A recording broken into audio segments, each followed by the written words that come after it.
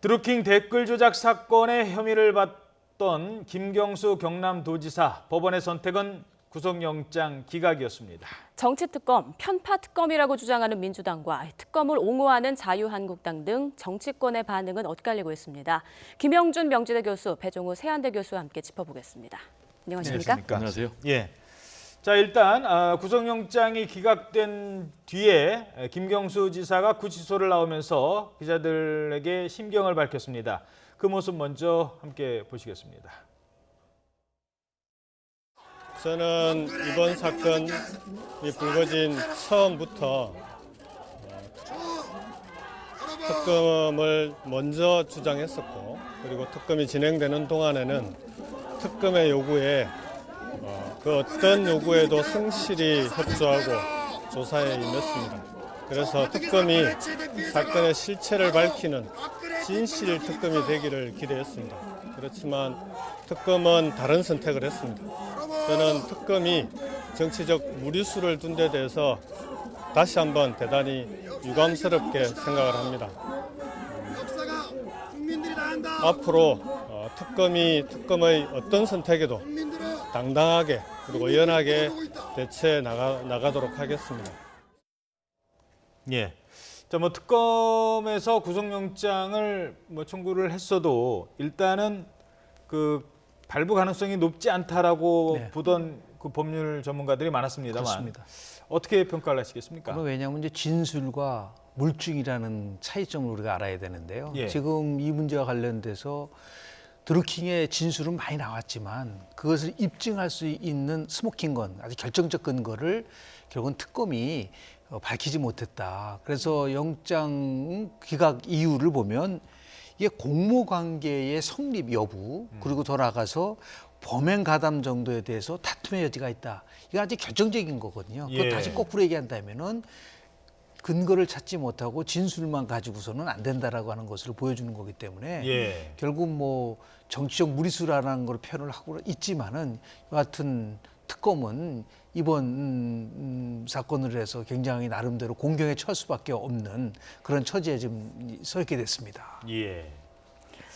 자, 일단 법원이 김경수 지사의 구속영장을 기각한 사유가 무엇인지 함께 정리해보고 넘어가도록 하겠습니다. 네, 일단 화면으로 함께 보시죠. 이 혐의의 다툼의 여지가 있다. 또 증거인멸 가능성에 대한 소명이 부족하고 구속 사유와 필요성을 인정하기 어렵다. 방금 교수님께서 말씀하신 것처럼 그 핵심 쟁점이었죠. 김 지사가 킹크랩 시연을 받느냐, 그리고 댓글 조작을 지시했느냐, 이 부분에 대한 확실한 증거가 없다. 이렇게 보면 되겠죠? 그렇습니다. 예.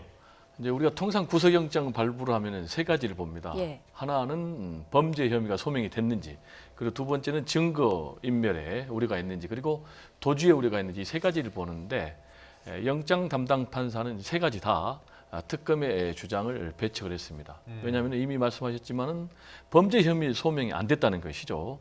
여러 가지 정황 증거들 그리고 진술은 있지만은 결정적인 증거도 없었고, 또 드루킹이 진술을 오락가락 번복하면서 진술의 신빙성도 떨어졌거든요.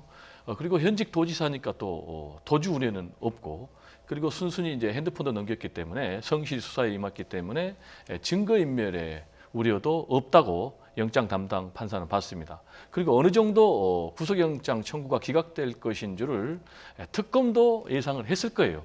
그럼에도 불구하고 왜 청구를 했냐? 물론 이제 특검 입장에서는 청구를 하지 않을 수 없는 그런 상황이기도 하지만은 특검 입장에서 성과주의에 좀 집착하지 않았나라는 이제 그런 비난이 나오는데요. 첫 번째가 노회찬 전 의원이 극단적인 선택을 하게 된 것도 특검이 본류 수사, 그러니까 댓글 조작 수사가 본류 수사인데 그것보다는 좀 격가지 수사를 하지 않았나라는 것. 그리고 영장을 굳이 청구 안 하고 불구속으로 기소할 수도 있었는데 영장 청구에 좀 집착하지 않았냐라는 그런 이제 비난도 있고, 그러다 보니까 구속영장 청구가 기각이 되면서 스스로 수사 동력이 상실당하는 그런 자충수에 처한 모양새가 됐습니다. 예. 특검의 수사력에 문제가 있었던 겁니까? 어떻게 보세요? 아니면은 초동 수사가 잘못돼서 특검이 뒤늦게 나서도 이건 누가 해도 안 된다. 물론 혐의가 아예 없기 때문에 수사 무죄이기 때문에 수사를 해도 뭐 나올 게 없다, 뭐 여러 가지 생각이 있으실 텐데 처음에 특검의 능력에 대해서 어떻게 보십니까? 제가 이제 특검의 능력을 얘기하면 특검이 굉장히 싫어할 것 같은데 어쨌든 결과로 보면은 특검이 드루킹 사건의 핵심이라고 할 수 있는 문재인 대통령의 측근 김경수 지사의 댓글 조작 여부, 공모 여부에 대해서 규명하는 데 실패를 했고 그렇기 때문에 결과로 보면은 특검의 수사력에 상당 부분 한계가 있었지 않느냐라고 우리가 결론 내릴 수가 있고요. 그리고 초동 수사에도 문제가 있었다고 보여집니다. 왜냐하면 경찰이 사실상 증거인멸을 방조했다라는 그런 여러 가지 정황도 나왔고 비난도 있었고 또 서울경찰청장도 스스로 애초에 발언을 성급하게 해가지고 사과하는 그런 모양새가 있었기 때문에 의원 시절 컴퓨터는 아예 들여다보지도 못했어요. 국회 그걸 처음 수사할 때 확보를 압수수색할 때 확보도 못했기 때문에 그 나중에 다 디가우징 해버리고 그 컴퓨터는 아예 들여다보지도 못했습니다. 그렇습니다. 그리고 이제 핸드폰을 넘겨준 것도 나중에 한참 뒤에 넘겼기 때문에 그 전에 이제 핸드폰을 바꿨다면은 그 전 핸드폰에 기록된 모든 증거들이 다 사라졌다고 우리가 생각할 수도 있겠습니다. 네.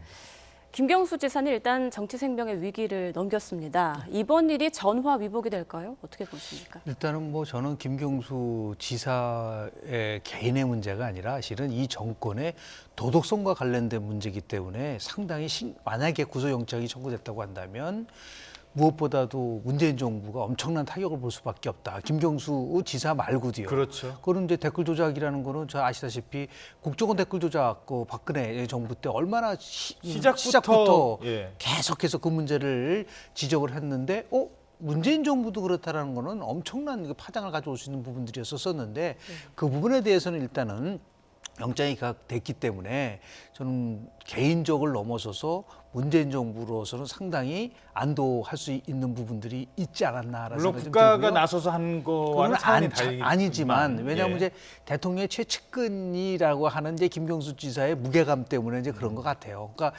개인적으로야 뭐 이 부분을 통해서 본인은 성실하게 이게 맞고 먼저 특검을 요구를 했는데 대통령도 6월 8일 날 허익범 특검에게 임명장을 수여하면서 뭐라고 대통령이 얘기했냐면 민주주의 토대인 여론을 조작하는 방법으로 공론을 조작하는 이 의혹에 대해서는 철저히 진실을 밝혀야 된다고 얘기를 했는데 예. 일단 이제 기각됐다는 얘기는 그만큼 이제 진실과는 굉장히 좀 멀어졌다는 것을 간접적으로 우리가 유추해 볼 수 있는 부분들이 있기 때문에 상당히 나름대로 이 정부는 지금 더 나가서 대통령의 국정 운영이 아직 급락할 때 3가지 요인 때문에 보통 움직이거든요. 예. 제일 첫 번째가 경제 문제, 두 번째가 정권의 도덕성, 그리고 세 번째 당청 관계인데 이런 것에 있어서 정권의 도덕성 문제에서 조금 이제 빠져나올 수가 있기 때문에 그런 면에서 보면 문재인 정부로서는 나름대로 한숨을 돌린 것은 아닌가라는 생각을 합니다. 네. 예.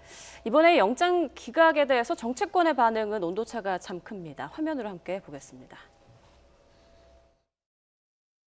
저부터 정치권을 무리한 요구로 특검이 출발된 거고요.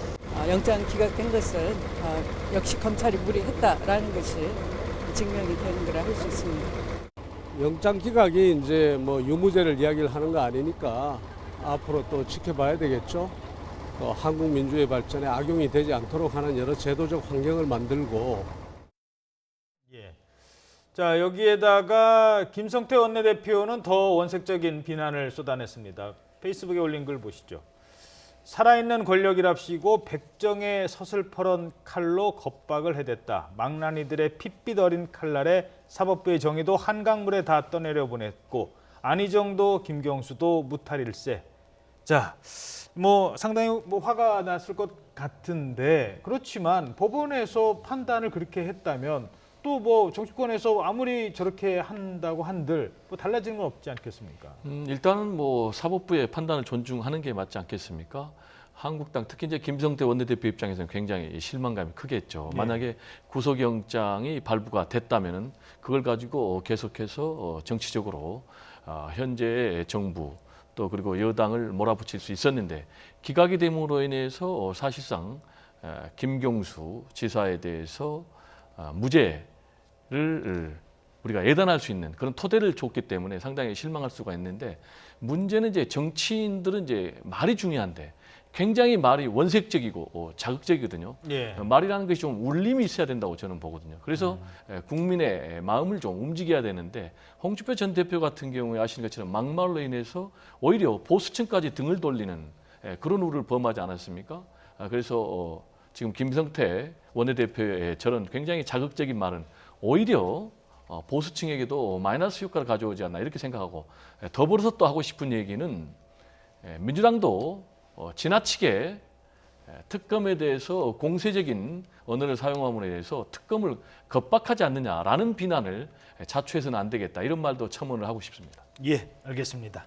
자, 다음 주제로 넘어가 보도록 하겠습니다. 김대중 전 대통령 서거 오늘이 9주기였습니다.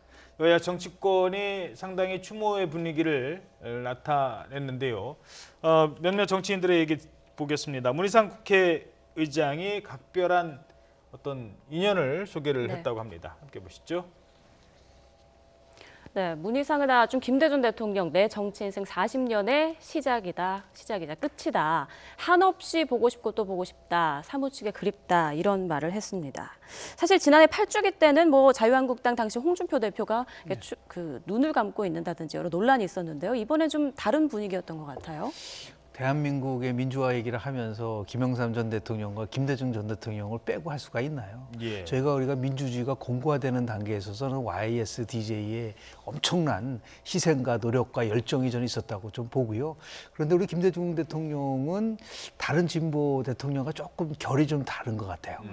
두 가지 면에서 다른데요. 하나는 굉장히 실용적 접근을 많이 했었어요. 예. 그러니까 이제 한미 관계 문제만 해도 이게 해서 어떤 면에서 보면 참 운도 좋았었는데요. 대한민국 대통령은 미국의 대통령과 한국의 대통령의 이념적 성향이 어떻게 같냐 다르냐에 따라서 상당히 온도차가 있어요. 그러니까 예를 들어서 김대중 대통령 때는 클린턴 대통령이었기 때문에 서로 같은 진보 성향이었기 때문에 6.15 남북 정상회담까지 됐었는데 부시 대통령하고 노무현 대통령하고는 사이가 굉장히 안 좋았고 그리고 오바마 대통령하고 또 박근혜 대통령도 안 좋았던 부분들이 있는데요. 예. 김대중 대통령은 우리 IMF 극복이라는 거와 더불어서 대한민국의 가장 지금 미래 먹거리라고 할 수 있는 이제 IT에 대한 부분이라든지 여러 면에서 민주화 그리고 더 나아가서 그러니까 산업화를 뛰어넘고 민주화를 뛰어넘는 이 나름대로 미래화를 위해서 노력했었던 부분들 그리고 결국은 YSDJ는 포용의 정치를 좀 보였어요. 결국은 야당과 같이 함께 갈 수 있는 부분들이 있기 때문에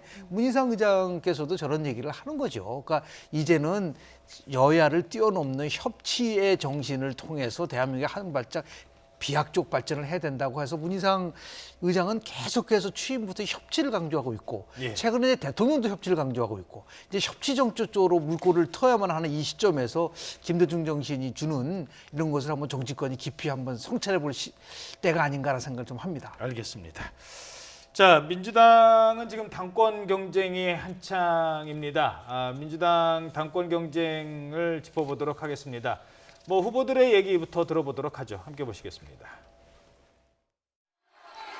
이해찬 후보님께서 강한 정당 20년 집권론을 이야기합니다. 저는 겁이 납니다. 교만하게 비칠 수가 있습니다. 20년 집권하면 얼마나 좋겠습니까? 그러나 교만하면 민심이 용서치 않습니다. 정동영 순학교 김병준이 다시 돌아오고 있는데 여기에 어떤 얼굴을 집어넣어야 우리 민주당이 승리할 수 있겠습니까? 이번 8월부터 야당과의 전략적 협치가 절실합니다. 그런데 여당 당대표가 여야 충돌의 비밀만 제공해서는 어떻게 되겠습니까? 싸움꾼으로만 비춰지고 국민에게는 욕먹고 대통령에게는 부담만 주게 됩니다. 2020년 총선 승리를 위해 가장 중요한 것이 무엇입니까? 경제, 통합, 소통 다 필요하고 중요합니다. 그렇지만 저는 철통 같은 단결이 가장 중요하다고 생각합니다. 우리가 내부적으로 분열하면 2020년 총선에서 참패하고 맙니다. 예. 자, 이제 일주일 남았습니다. 앞서가는 후보는 분열하지 말자. 이런 추세로 그냥 가자라는 후보가 있을 테고 약간 좀 지지율에서 밀리는 후보는 판을 좀 바꾸려고 할 테고 그러다 보니까 과열된 양상도 있고 지금 흐름 어떻게 보십니까? 지금 뭐 저는 과일이라고는 안 보고요. 전체적으로 새 후보가 선거 전 초반부터 해왔던 메시지를 계속 똑같이 던지고 있어요. 예. 송영길 후보는 이제 자기가 젊지 않습니까? 그러니까 세대 교체를 얘기를 하고 있는 거죠. 정동영 그리고 또 김병준 이런 상황에서 또 이해찬까지 하면 어떻게 되겠느냐. 손학규. 그렇습니다. 거기는 이제 아직 뭐 선출이 안 됐지만 예. 유력하죠. 예. 거기에다가 송영길을 얼굴을 넣어봐라. 그러면서 이제 자신의 젊음 그리고 세대 교체를 강조하고 있고 또 이제 김진표 의원 같은 경우는 싸움꾼 당 대표가 어떻게 대야 협치하겠느냐라면서 자신의 이제 온화한 관리형 리더십을 강조를 하고 있고 말씀하신 대로 이해찬 후보 같은 경우는 지금 여러 가지 여론조사에서 선두를 달리고 있으니까 예. 이해찬 대세론의 탄력을 받기 위해서 우리는 원팀이다. 싸우지 말자. 이렇게 주장을 하고 있는데 저는 오히려 새 후보가 좀 더 적극적으로 경쟁을 해야 된다고 봅니다. 그런데 문재인 마케팅을 통해서 어떤 세몰이 경쟁이 아니고 앞으로 미래 대한민국의 성장 동력은 뭘로 할 것인지 정치 혁신을 어떻게 할 것인지 정당 혁신을 어떻게 할 것인지 민생 그리고 경제는 어떻게 살릴 것인지 이런 앞으로의 비전, 가치, 정책 가지고 좀 치열하게 더 경쟁을 했으면 좋겠습니다. 네. 예. 앞으로의 정책을 가지고 조금 더 치열하게 경쟁을 해야 한다는 말씀해 주셨는데요. 사실 초반에는 이해찬 대세론이 불거지면서 이해찬이냐 아니냐 이런 구도가 좀 불거지지 않았습니까? 그렇습니다. 지금은 좀 상황이 저는 바뀌었다고 뭐 보시나요? 선거를 전공을 해서 그런지 모르지만 예. 대세론은 없습니다. 특히 이제 이 선거는 지금 나오는 여론조사 가지고 뭐 이해찬 대세론 얘기한다는 거는 상황을 잘 모르는 거예요. 예. 여기는 대의원 40%, 권리당원 45%인데요. 지금 129명의 민주당 국회의원이 있습니다. 초선 의원이 66명, 51%고요. 그리고 재선이 29명입니다. 예. 초재선을 합치면 70%를 차지한다는 거예요. 이 초재선 의원들이 2020년 공천에서 어떻게 유리하냐에 따라서 대연표는 결정되는 것이고 그렇겠죠. 그리고 권리당원의 45%는 문재인 대통령을 누가 지킬 수 있나를 가지고 보는데 예. 저는 오늘 이해찬 의원 같은 경우는 뭐 총선에 불출마하겠다는 승부수를 먼저 걸었는데요. 저는 김진표 후보가 했던 중간 재심 평가 약속이 굉장히 파괴력적으로 있을 거라고 저는 봅니다. 왜냐하면 내가 열심히 해가지고 안 되면 내년에도 물러나겠다. 네. 그러니 한번 기회를 달라라고 하는 게 굉장한 승부수라고 볼 수가 있는 것인데요. 예. 지금 이 시점에서는 두 가지입니다. 마지막 병수는 결국은 협치하고 경제를 누가 잘 끌어갈 수 있느냐에 따라서 아마도 이 권리당원은 굉장히 나름대로 정치적 학습 능력이 뛰어난 분들이기 때문에 그렇겠죠. 기존에 있는 일반 당원들과는 다르다. 그런데 지금 권리당원만 해가지고서 조사한 거를 보면 또 어떤 경우는 김재원 후보가 앞서는 것도 나오고 하기 때문에 저는 지금은 정말 나름대로 이제 박빙이라고 보고요. 이틀 후에 이제 권리당원 투표를 하게 됩니다. 예. 보통 보면은 마지막까지도 누굴 찍을지 모르는 부동표가요. 한 3일 전까지 한 30% 정도 됩니다. 예. 이 표가 이제 막판에 어떻게 움직이냐에 따라서 이 표가 결정되는 것이지 어떤 한 후보로 쏠림 현상이 나온다라고 보기는 저는 아직까지는 어렵다고 봅니다. 예, 알겠습니다. 자, 그 민주당의 어떤 차기 당권 주자, 그러니까 대표겠죠. 대표는 어떤 역할을 하는 사람이 돼야 된다고 보십니까? 그러니까 뭐 지금 뭐 나는 자기 정치 안 한다. 그러니까 쉽게 말해서 대통령과 각을 세우거나 뭐 이런 행동하지 않겠다라는 사람들이 이제 뭐 많은 것 같습니다만 또 일각에서는 다음에 총선 공천을 줄 사람인데 자기 정치를 안 한다고 하면은 그러면 어떻게 하느냐 뭐 이런 주장을 하는 분들도 있거든요. 어떻게 보십니까? 지금 일단은 이제 대권 주자는 문재인 대통령 입장에서는 굉장히 문제가 되는 거죠. 부담이 되는 거죠. 앞으로 2022년 대선까지 너무나 많은 임기가 남았는데 벌써부터 대선 주자가 당권을 잡게 되면은 램덕이 빨리 올 수가 있기 때문에 예. 그래서 대권 주자는 원치 않을 것이고요. 그런데 가장 중요한 것은 제가 볼 때는 문재인 대통령의 지지율이 지금 하락하고 있고 그리고 민주당의 지지율도 하락하고 있는 이런 상황에서 역시 민심을 잡아주고 중심을 잡아줄 수 있는 그런 당대표, 그러니까 당 혁신을 확실하게 할 수 있는 당대표가 가장 중요하다라는 말씀을 좀 드리고 싶고요. 예. 그리고 무엇보다도 어쨌든 간에 문재인 대통령의 여러 가지 개혁 정책을 구체적으로 추진하기 위해서는 국회에서 통과돼야 되기 때문에 대야 협치 능력이 굉장히 중요하거든요. 예. 그 부분이 필요하고 오히려 세 번째가 문재인 대통령과의 협력 관계. 저는 이 세 가지를 말씀드리고 싶습니다. 예. 자, 지금 문재인 대통령 그 지지율 잠깐 말씀하셨는데 일단 지지율을 좀 보고 그 내용을 좀 네. 얘기해 보도록 하겠습니다. 최근에 뭐 리얼미터라든가 또는 갤럽의 국정 수행 능력 지지도인데요. 함께 보시겠습니다. 자, 일단 리얼미터와 갤럽은 조금 이제 다르게 나오고 있는데 리얼미터 자료를 보면 계속 하락하고 있습니다. 50%대 중반까지 하락을 했습니다. 55.6%까지 떨어졌습니다. 요거는 조금 일찍 그 여론조사를 한 거고요. 그리고 8월 15일 이후에도 또 여론조사를 한 그래픽이 있는데요. 보도록 하겠습니다. 자, 요거는 이제 갤럽 조사인데요. 8월 15일 대통령이 메시지를 던집니다. 어느 대통령이나 8월 15일 날 뭐 일본을 향해서 또는 뭐 북한을 향해서 이게 또 메시지를 던지면 여론조사 지지율이 조금씩은 올라간다고 합니다. 뭐 그런 게 일반적이라고 합니다. 제가 지금 질문드리고 싶은 것은 이겁니다. 이제는 문재인 대통령이 과거에 뭐 무슨 뭐 적폐 이걸로 승부할 때는 이제 지났습니다. 이제는 본인의 능력과 본인의 실력으로 이제 이걸 이끌어 가야 되는데 앞서 하나 짚어왔던 게 이명박 전 대통령부터 한번 볼까요? 이명박 대통령은 정권 잡자마자 뭐가 일어났죠? 광우병이 터집니다. 이거 뭐 정치 하기도 전에 뭐 지금 뭐 유모차 나타나고 그래서 참 힘들어했다는 그런 얘기들이 있습니다. 박근혜 전 대통령이 본인의 뭐 업보일 수도 있겠습니다만 시작하자마자 국정원 댓글 사건 앞서 얘기했던 국정원 댓글 사건이 터집니다. 이거 정치 뭐 어떻게 해볼 도리도 없이 시작부터 지지율이 뭐 힘들어지는 상황이 옵니다. 문재인 대통령은 그런 일련의 기간은 없었습니다. 사실 그동안 오히려 남북관계가 오히려 좋아졌고요. 근데 시간이 지나면서 경제 성적표가 안 좋아지고 있습니다. 이거 지금 어떻게 분석하십니까? 대한민국 5년 단임제에서 1년 6개월의 법칙이라는 게 있습니다. 그러니까 1년 6개월이 지나면 국민들은 기대보다는 성과에 대한 평가를 하는데 그중에서도 경제에 대한 평가를 하는 거죠.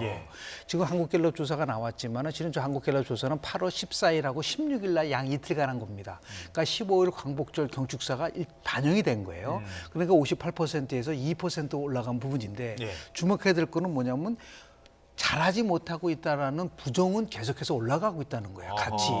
그러니까 이게 지금 8주 동안에요. 6월 두 번째 주에 대통령의 국정을 잘 못한다는 게 16%밖에 안 됐는데 이게 32%까지 올라갔어요. 그러니까 거의 더블 스코어로 올라갔단 말이죠. 그럼 왜 그러냐고 물어보면은 민생 경제에 대한 문제를 아주 일관성 있게 지적을 합니다. 그러니까 이 정부는 세 가지를 가지고 시작을 했습니다. 하나는 적폐청산.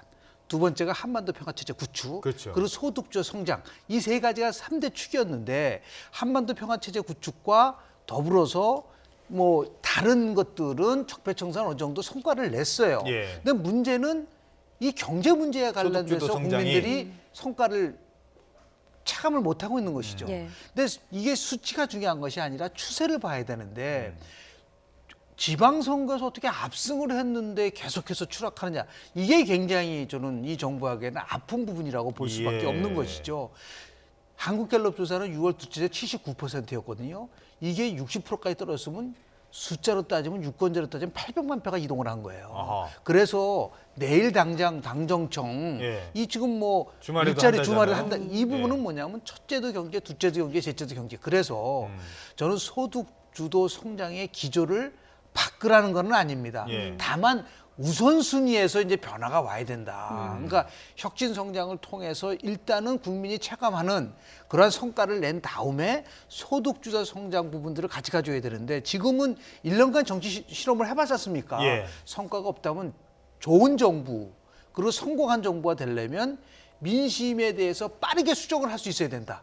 이것을 굉장히 고집을 부리고 가져가게 되면 역대 정부를 보면은 그게 오히려 부메랑이 되기 때문에 오히려 좋은 지도자는 국민들의 이러한 민심을 정확하게 파악을 해서 대통령도 그래서 원인을 빨리 분석을 하라고 지적을 한 게 원인 분석이 나오면 과감하게 바꿀 수 있는 용기가 필요할 때가라고 저는 봅니다.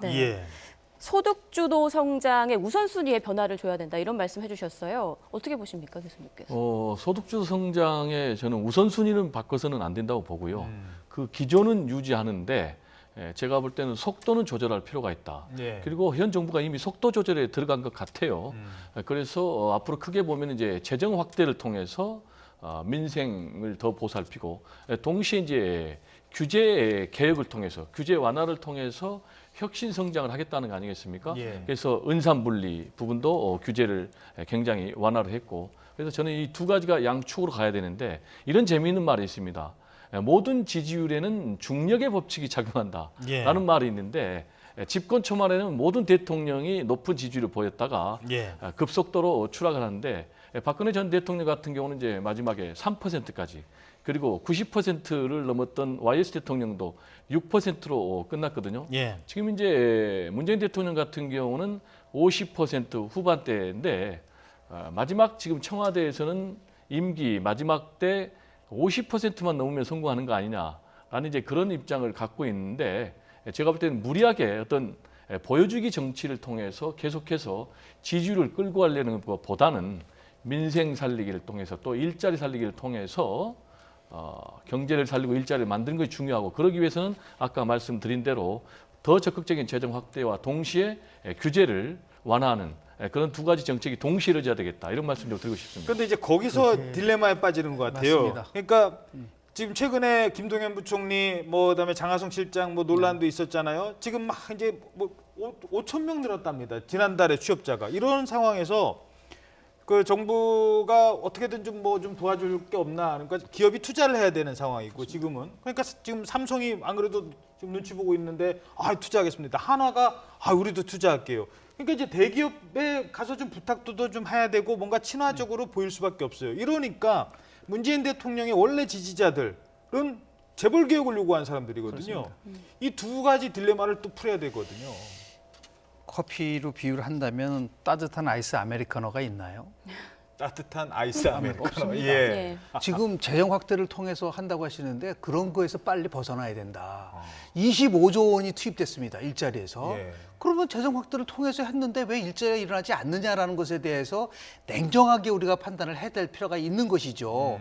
그러면 시장에다가 대통령이 지금 은산분리를 포함해서 지금 우리가 규제풀이정법 같은 게 얼마나 지난 정부 때 많이 그 다툼이 있었지만은 이제는 혁신적으로 바꿔야 된다는 것이 나왔다고 한다면 예. 저는 청와대의 정책팀을 전면적 개편해야 된다. 그래서 혁신 성장의 모두로 일단은 바꿔야 되고, 두 번째는 뭐냐면 저는 그래서 이번 개각에서 중폭의 개각을 저는 해야 된다고 봅니다. 그러니까 완전 방향전, 이거를 정책 전환의 골든타임을 놓치게 되면 역대 정부에서 보는 것과 마찬가지로 엄청난 후폭풍이 올 수밖에 없는 것이고요. 이걸 자꾸만 평화는 경제다라는 문제 때문에 이걸 가지고 경제를 회복시킬 수 있다라고 생각할지는 모르겠지만, 평화가 경제가 되기 위해서는 시간이 굉장히 많이 걸려요. 네. 이제는 지금 한가하게 무슨 뭐 소득주도 성장 기조를 통해서 같이 조화를 이뤄간다는 시점은 지나갔다.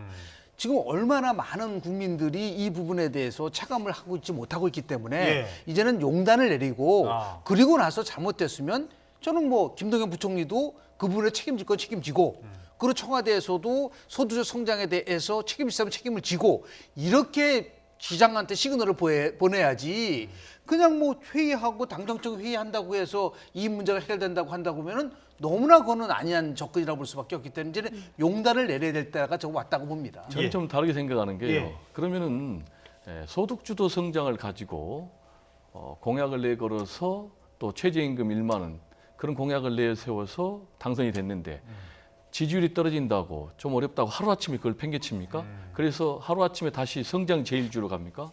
과거에 우리 경제가 재벌 중심의 그런 경제, 그래서 부의 양극화가 심화돼서 더 이상 이제 국가가 성장할 수 없는 상황까지 직면해 있기 때문에 예. 소득주도 성장을 통해서 서민 경제를 살리고 양극화도 해소하겠다. 저는 이 방향은 맞다고 봅니다. 예. 그러나 갑자기 최저임금을 급상승시키는 것과 동시에 예. 또 주 52시간 또 비정규직, 정규직 이런 게 동시에 오다 보니까 그 충격을 감내할 수 없고, 또 우리의 시장 경제 구조가 자영업자가 사실상 700만 명이거든요.